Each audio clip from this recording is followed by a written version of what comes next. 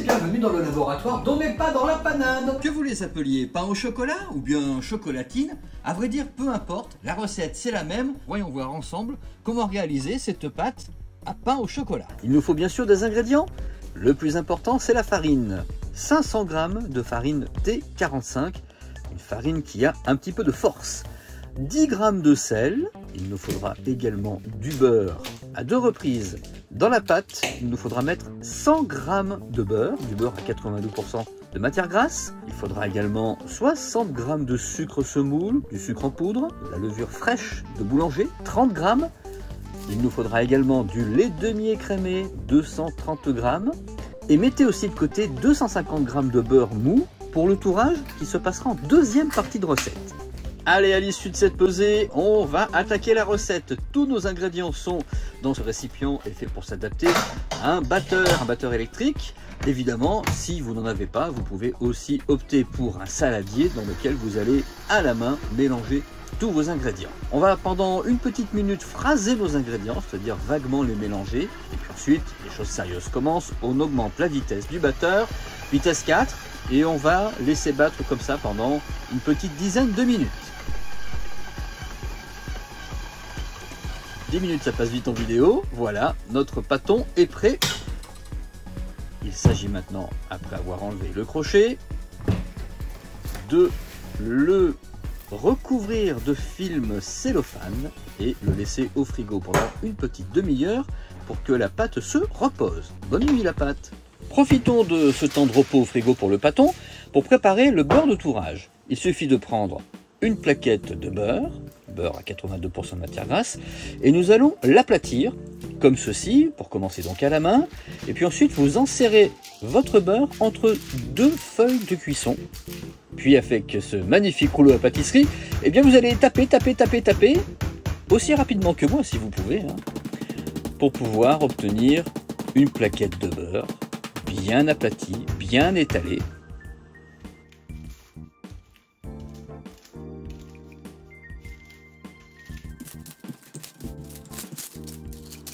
Idéalement, il faut que notre beurre soit bien réparti en un rectangle, comme ceci.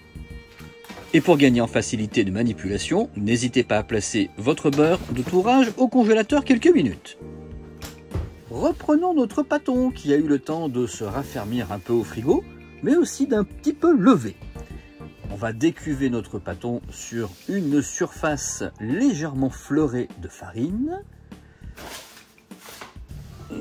Et allez, et boum, voilà. Un petit peu de farine sur notre pâton afin de pouvoir passer aisément le rouleau à pâtisserie qui va nous servir à abaisser cette pâte afin de réaliser le tourage dans quelques instants. Notre objectif, c'est de réaliser un grand rectangle.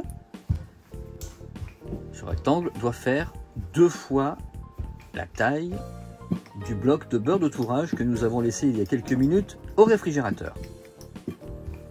Voilà, vous pouvez apprécier que le pâton est bien du double de la taille du beurre de tourage. Mais au fait, qu'est-ce que le tourage? Eh bien c'est tout simplement le fait de mettre du beurre emprisonné entre 2 couches de pâte, ce qui va permettre de faire une pousse par évaporation du beurre lors de la cuisson. Et ça va faire des strates puisque nous allons retourner plusieurs fois les couches de feuilletage, un peu comme on aurait plusieurs pages d'un livre superposées les unes sur les autres. Notre beurre de tourage, donc, nous l'emprisonnons à l'intérieur de notre pâton en prenant bien garde de parfaitement l'isoler. Il faut bien que les bords du pâton soient hermétiquement fermés. N'hésitez pas à bien appuyer avec vos doigts. Et voilà, un gros morceau de beurre coincé dans de la pâte. Allez, maintenant, une étape cruciale, passer les tours.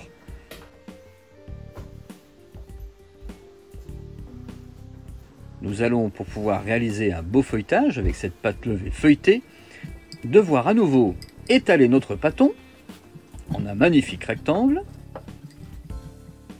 pour passer les 2 premiers tours. Pour ce faire, replier d'un côté un petit rabat. Et de l'autre côté, un grand rabat. Vous voyez que c'est légèrement disproportionné. D'un côté, c'est très large, de l'autre côté, peu large. Au milieu de ce carré formé par ces deux rabats, on va rabattre une deuxième fois. Nous venons de réaliser les deux premiers tours de notre pâte levée feuilletée. Et comme on est des dingos, on va passer directement un troisième tour en étalant encore notre pâton. Et par cette action, nous sommes en train de réaliser plusieurs strates de beurre, toutes emprisonnées dans des couches de pâte. Un tour de plus, ça en fera 3 au total. Pour ce tour simple, on rabat un côté sur un tiers du pâton et l'autre côté sur ce même tiers du pâton. On obtient un pâton en 3 couches de dimension unique. Et voilà, 3 tours sont passés. Notre pâte va devoir retourner se reposer quelques dizaines de minutes au frigo pour se raffermir. À tout à l'heure. Grâce à son temps passé au réfrigérateur, notre pâte a eu le temps de durcir légèrement, ce qui la rendra plus facile à manipuler pour le façonnage. Afin de préparer la découpe de nos pains au chocolat, il suffit d'abaisser notre pâton à l'aide de notre copain le rouleau à pâtisserie. Descendez l'épaisseur de notre pâton à environ 4 à 5 mm. Et si vous voulez des pains au chocolat bien développés, vous pouvez même faire encore un peu plus épais. Vous voyez par vous-même, voilà, ça fait à peu près ça, 4-5 mm d'épaisseur pour notre pâte. Allez, maintenant, à l'aide d'un couteau, on va diviser notre pâte étalée en deux et on va procéder au façonnage. Pour des pains au chocolat, eh bien, il faut bien sûr du chocolat. Moi, j'utilise un chocolat noir qui va bien résister à la cuisson. Vous voyez, avec ces grands carrés qui sont plutôt rectangulaires, c'est assez pratique. Il suffit de les diviser, puis on va les mettre en bas de notre pâton.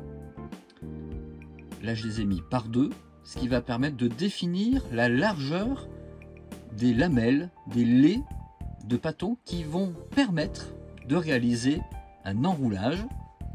Voilà, on va tailler des lamelles dans le pâton en prenant bien soin de laisser tout en bas nos rectangles de chocolat noir.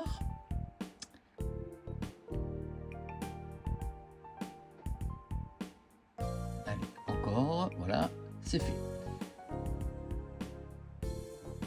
Et ensuite, tel un petit escargot gourmand et délicieux, nous allons faire un petit roulage comme ceci.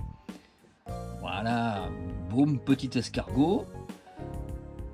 Et cet escargot de pâte levée feuilletée qui incorpore du chocolat, eh bien, on le dépose sur une plaque.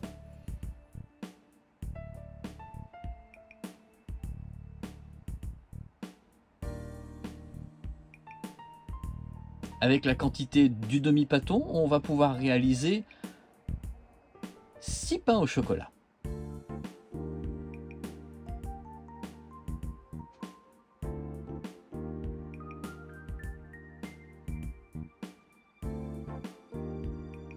Et voilà, notre plaque de cuisson est prête. Nous allons déposer dans un four légèrement chaud nos pains au chocolat pour qu'ils puissent se développer un petit peu. Pendant ce temps-là, eh bien, préparons, pourquoi pas, de la dorure.